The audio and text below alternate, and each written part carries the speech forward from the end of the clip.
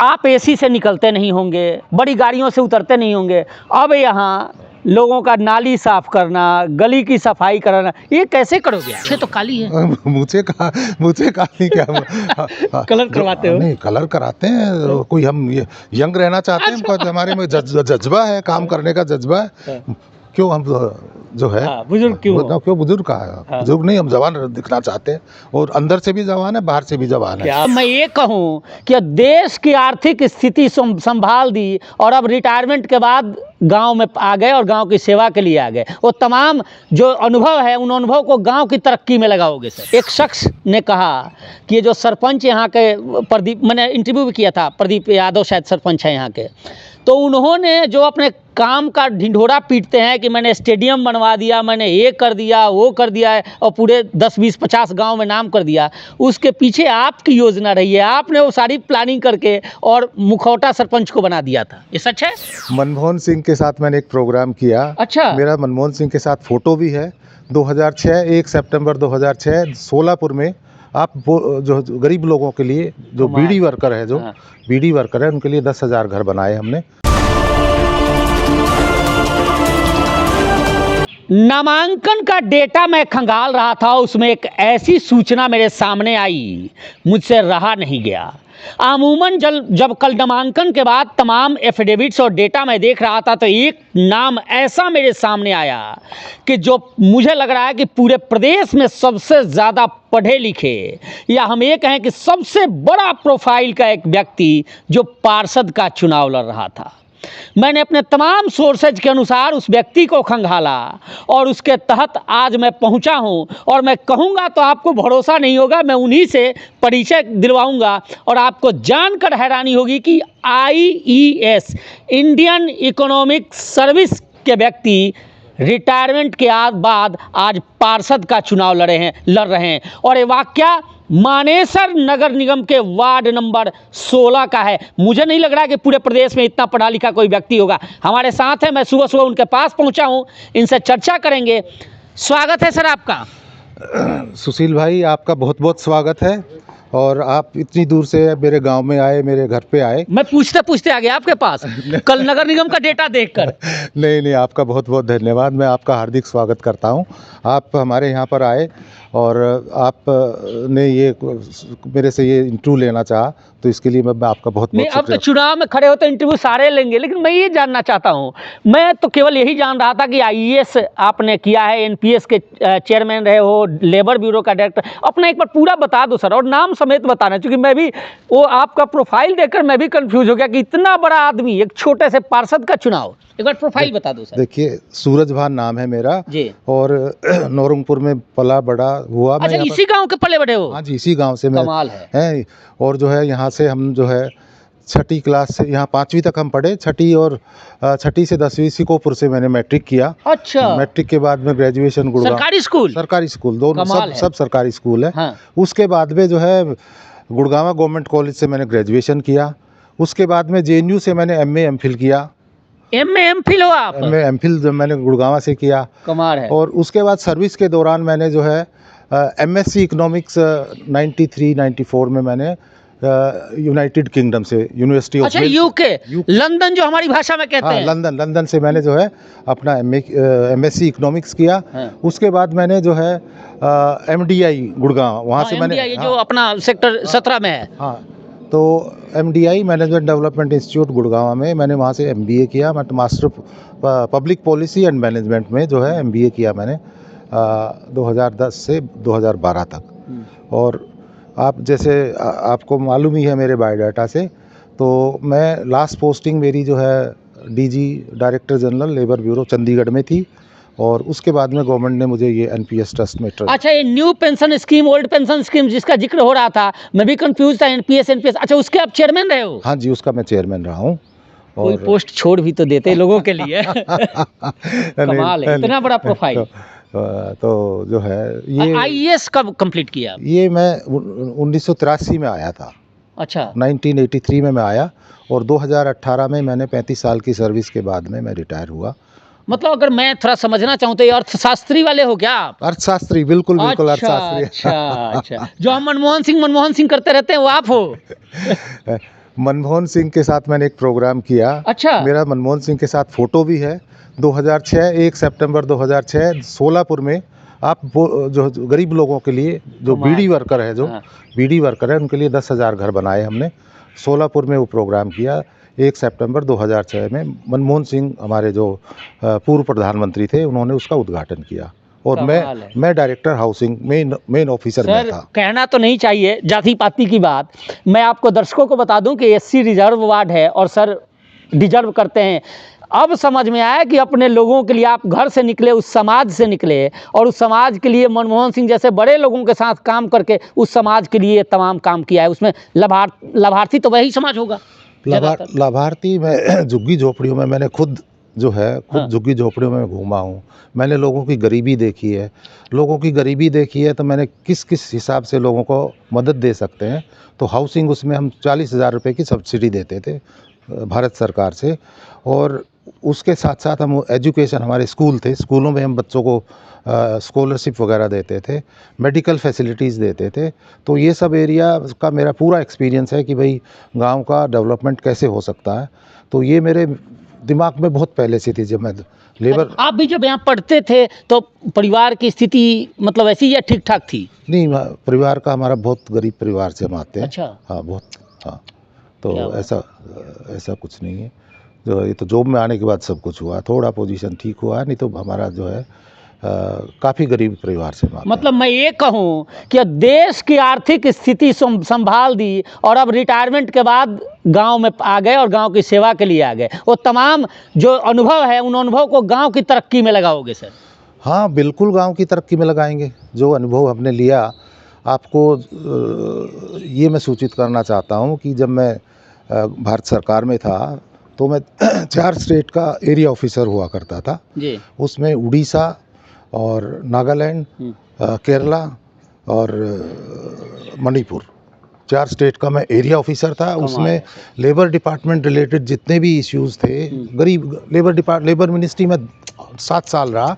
उन 7 सालों में लेबर मिनिस्ट्री में जो वेलफेयर स्कीम्स होती है ना, वो मैं देखता था और पूरा 7 साल मैंने काम किया। इतना एक्सपीरियंस मैंने गेन किया और वही एक्सपीरियंस जो है ना मेरे बहुत काम आया।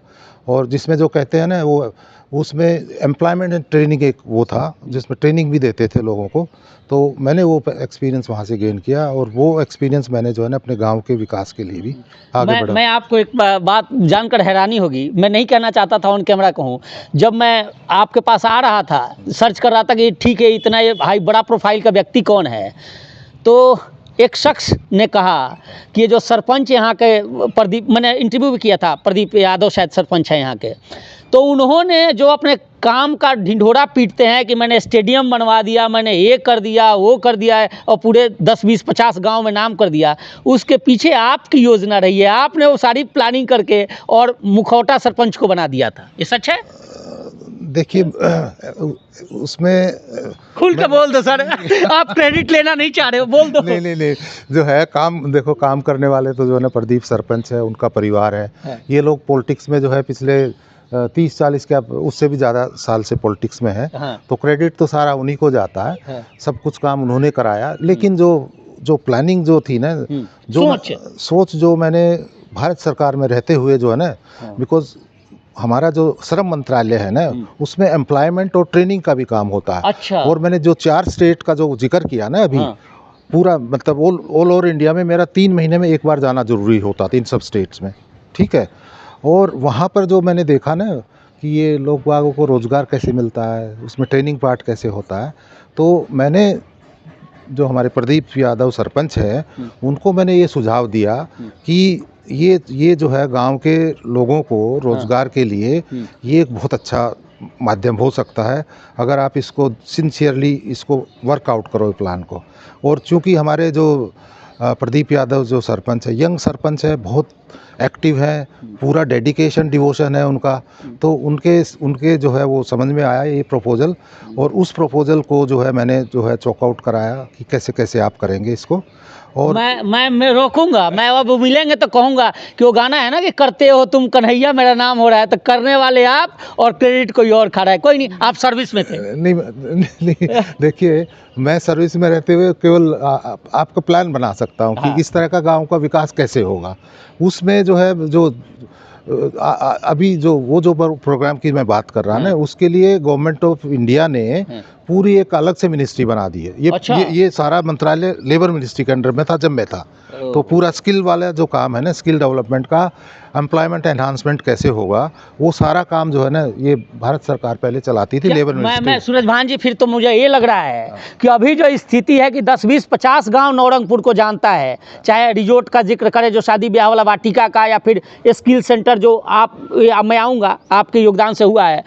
लेकिन आप जब बन जाओगे तो आप तो पूरे भारत सरकार की सारी योजनाओं से बखूबी जानते हो, और फिर इस गांव का नाम मुझे लग रहा है कि देश में रोशन होगा। ऐसी प्लानिंग होगी। देखो, ऐसे तो प्रदीप यादव सरपंच बार साहब, बार प्रदीप मत कहो सर, लोग मुझे कहेंगे ना कि ये स्पॉन्सर तो नहीं कर दिया प्रदीप ने। स्पॉन्सर की बात नहीं है।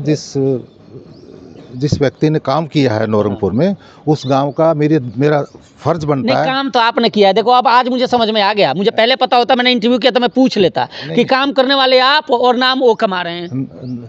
नहीं, हमारे पास आइडियाज हैं, मतलब उसको इम्प्लीमेंट करने के लिए भी तो चाहिए ना। अच्छा, अब एक सवाल और बता दो सर, कि आप एसी से निकलते नहीं होंगे, बड़ी गाड़ियों से उतरते नहीं होंगे, अब यहाँ लोगों का नाली साफ करना, गली की सफाई कराना, ये कैसे करोगे आप? देखिए, पिछले 20 सालों से मेरे को प्लेन में एग्जीक्यूटिव क्लास में सफ़र करने का एंटाइटलमेंट था। 20 साल से? हाँ जी, हाँ जी, 20 साल से कमाल। भारत सरकार में। और मैंने देश की, विदेशों की जो है सब एग्जीक्यूटिव क्लास में जर्नी किया है।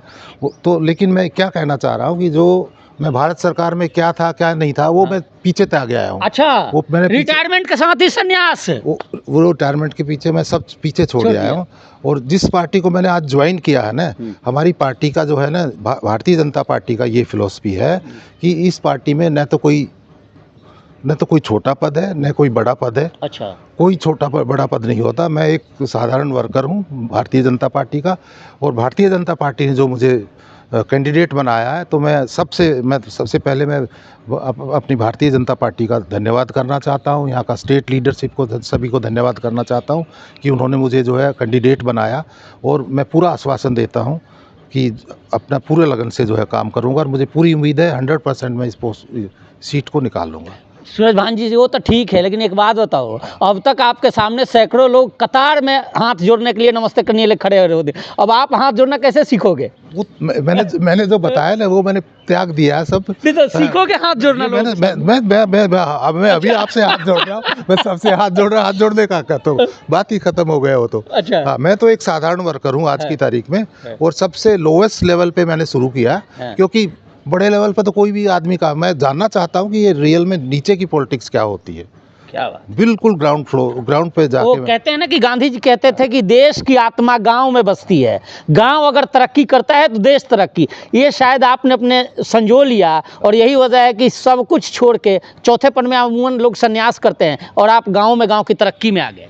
देखिए, हमारे हिंदू समाज, हिंदू धर्म के अनुसार आप, अभी मैं चौथी अवस्था में हूँ। हाँ। चौथी अच्छा, आप 60 से ऊपर? रिटायर तो करिए। मैं रिटायर कर गया। मूछें तो काली है। मुझे काली क्या? कलर करवाते हो? नहीं, कलर कराते हैं। कोई हम यंग रहना चाहते हैं। अच्छा। हमारे में जज्बा है, काम करने का जज्बा है। क्यों हम जो है बुजुर्ग क्यों बुजुर्ग का है? बुजुर्ग नहीं, हम जवान दिखना चाहते हैं, और अंदर से भी जवान है, बाहर से भी जवान है। क्या बात है। तो चौथेपन का बता रहे थे आप? चौथेपन का बताया था। हमारे हिंदू समाज में ये होता है कि आप उसमें चौथी स्टेज में आके आपने जो कुछ किया, उसके बाद आपको समाज को वापस क्या दे रहे हो। मैं इस गांव में पैदा हुआ, बड़ा हुआ, अब मेरा फ़र्ज़ बनता है कि अब इस गांव को कुछ दिया जाए, समाज को कुछ दिया जाए। तो मेरे पास जो भी कुछ ज्ञान जो मैंने प्राप्त किया अपना इस ज़िंदगी में, वो मैं पूरा मैं अपने गांव के प्रति समर्पित होना चाहता हूँ। अपने समाज के लिए, गांव के लिए, हमारे जो आसपास के जो गांव हैं, और पूरा मानेसर एरिया का, मतलब हाँ, पूरा मानेसर एरिया, गुड़गांव एरिया, समाज को जहाँ जहाँ भी मेरी ज़रूरत है मैं अपनी सेवा देने के लिए तैयार हूँ। चलो सर, मैं ज़्यादा नहीं करूँगा, 2 लाइन आप अपनी वार्ड की जनता से और अपने लोगों से कहना हो तो क्या कहोगे? मैं अपने वार्ड की जनता से ये कहना चाहूँगा कि इतने लंबे टाइम से मैं बाहर रहा हूँ और वो मैं अपनी नौकरी करता था, मेरा रोजी रोटी मेरा नौकरी तो था। सब करते हैं, सारे बाहर थे। उसके बाद में जो है मैंने 1 साल तक सोचा, मतलब कि क्या किया जाए, क्या नहीं किया जाए। तो मुझे प्रेजेंट हालात में मुझे लगा कि हम जो भारतीय जनता पार्टी है ये सबसे अच्छा काम कर रही है और जो आर्थिक चीज़ों को मैं ज़्यादा अच्छा तरीके से समझ सकता हूँ। तो आर्थिक तरीके से समझ सकता हूँ, तो जिस हिसाब से जो इस सरकार ने जो काम किया है ना, इसका मतलब बहुत बड़ा योगदान रहा है हमारे सरकार का, मोदी सरकार का। इसकी विदेशों में भी जो है वो पहचान बनी है और हमारा आर्थिक विकास भी बहुत ज़्यादा बढ़ा है। मैं खुद जो है गांधीनगर गिफ्ट सिटी है गांधीनगर में, उसकी एक ऑर्गेनाइजेशन है इफ्स का, international financial services company authority. वहाँ पर मोदी साहब और अमित शाह की वजह से वो गिफ्ट सिटी आया। उसमें एक ऑर्गेनाइजेशन, उसके मैं इंटू बोर्ड में, सिलेक्शन बोर्ड में हूँ। उसमें मैं आता जाता रहता हूँ, तो मैंने देखा कितना डेवलपमेंट हुआ है वहाँ पर। तो मैंने सोचा कि जो है इसमें जो है अपना कुछ योगदान लगाया जाए हमारे एरिया के लिए। चलिए, बहुत बहुत धन्यवाद बात करने के लिए सर। धन्यवाद। मैं तो इतना ही समझ पाया, इतना मुझे समझ नहीं आया, लेकिन इतना समझ आया कि इस वार्ड में और इस इलाके में, चूँकि ये लेबर डिपार्टमेंट के लंबे समय तक डायरेक्टर रहे हैं, नौकरी की दिक्कत नहीं होगी। इनके जीतते ही ना आपकी नौकरी तो पक्की है। इस इलाके के विकास के साथ साथ निश्चित तौर पे, क्योंकि तमाम इनके जान पहचान में तमाम लोग रहे हैं और यहाँ पे लोकल वर्सेस बाहरी का भी मुद्दा इसलिए रहता है कि कंपनियाँ लोकल लोगों को नौकरी नहीं देती और मानेसर यहाँ इंडस्ट्रियल एरिया है, तो निश्चित तौर पे ऐसे लोगों से बहुत उम्मीद है। फिलहाल देखना होगा कि ये वार्ड इनको कितना एक्सेप्ट करता है। आपको ये वीडियो कैसी लगी कमेंट कर जरूर बताइए और चैनल को लाइक और सब्सक्राइब ज़रूर कीजिए। धन्यवाद, नमस्कार।